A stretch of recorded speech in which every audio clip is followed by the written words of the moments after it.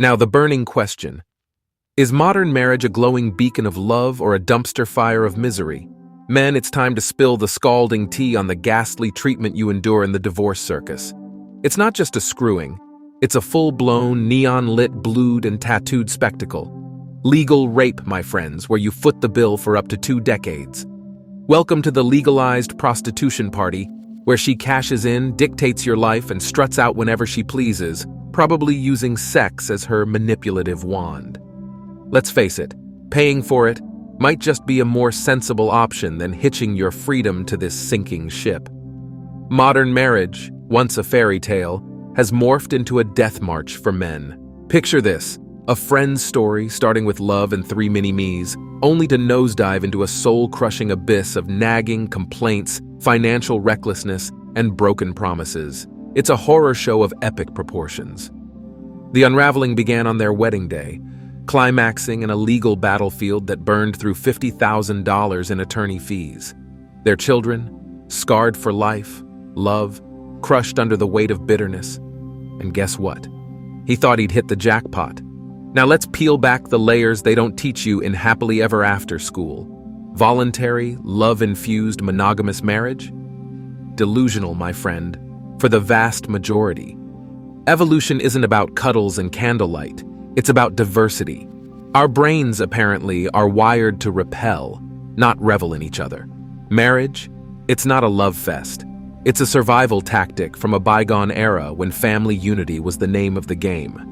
Marriage is not a biological necessity. It's a cultural concoction. Men are born to roam, and women chasing the next best thing. That's the evolutionary samba. Geneticists say we have more female ancestors than male ones, leading to societies as unstable as a Jenga tower. Marriage?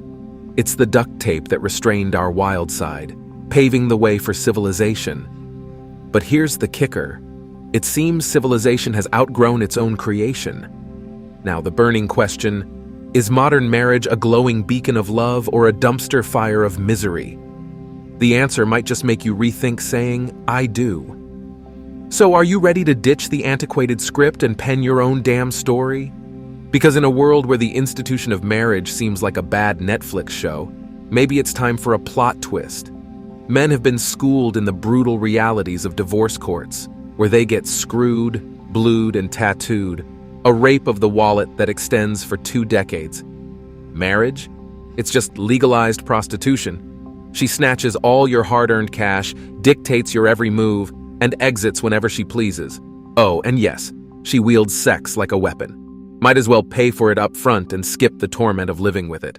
Modern marriage is essentially a slow-motion death sentence for men. Take my buddy, who started with love and 3 adorable kids, only to plummet into the abyss of soul-crushing misery. Nagging, complaints, ungratefulness, money down the drain, broken promises, infidelity. A checklist of every man's nightmares. Their marital unraveling began on the wedding day, reaching a crescendo after 8 years in a legal battle that cost over $50,000. Their children are now walking wounds, scarred for life. And the once-in-love couple? Now they despise each other with a fervor my buddy never thought possible.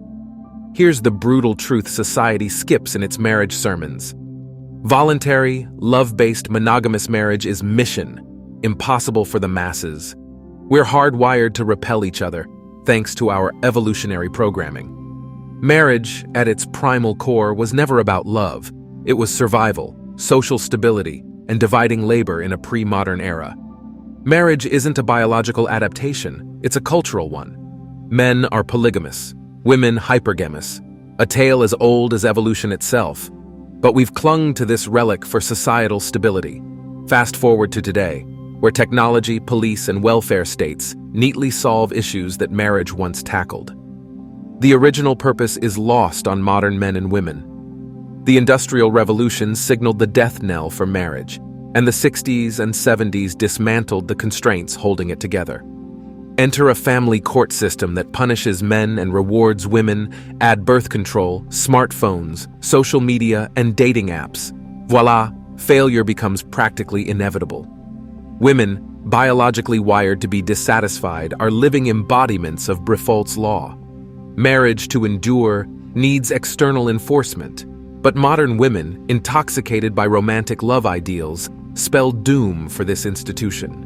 Men can't trust women in a system that caters to their whims and unrealistic expectations. Divorce, an option for women anytime, anywhere, turned marriage into a risk too steep for any sane man. Hell is a wife. Marriage shatters dreams and devours souls. Legally and financially tethered to a woman's emotional roller coaster is a grinding, exhausting horror that defies description. Marriage, in its current loaded gun state, with women pulling the trigger and getting cash and prizes, is a path no man should tread until the laws change and society rediscovers a rational model for enforceable unions. Consider this: if a man doesn't have the desire to procreate and start a family, why should he bother with marriage?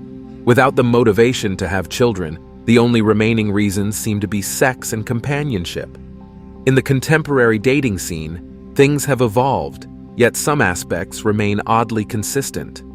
Modern women often seek the best of both worlds. They desire to be liberated individuals with successful careers and financial independence, asserting control over their lives without interference from men, and that's entirely valid.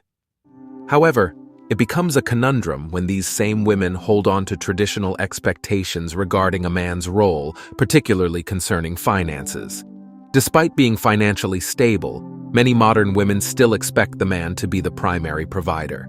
This creates a paradox where women want independence, but maintain a somewhat outdated perspective on financial responsibilities in a relationship.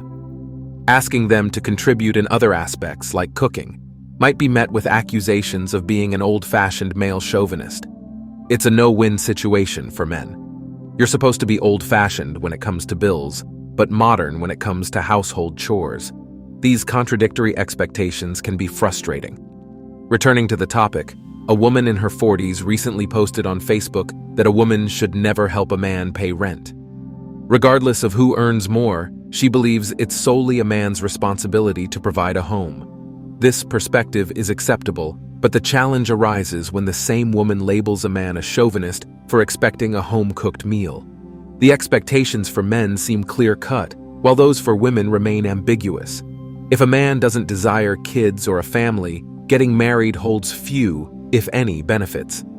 Moreover, the legal landscape often seems skewed against men. In instances of domestic assault, if a man defends himself, he might end up in jail while the woman goes free. In divorces, men can lose their homes, get limited custody of their children, and be financially drained through alimony and child support.